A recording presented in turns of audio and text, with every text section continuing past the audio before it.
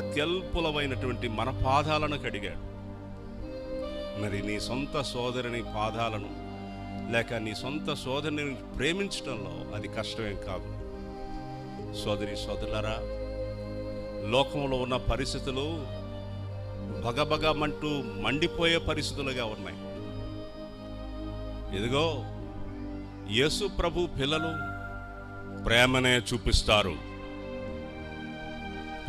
ప్రేమను మాత్రమే చాటుతారు, మరణమంత బలమైన ప్రేమ చూపిస్తారు,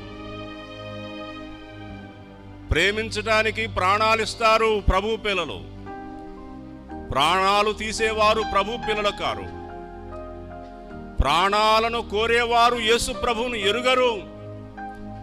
తన సహోదరుని ద్వేషించేవాడు చీకటి యందు ఉన్నాడు అని వాక్యం స్పష్టంగా సెలవిస్తుంది.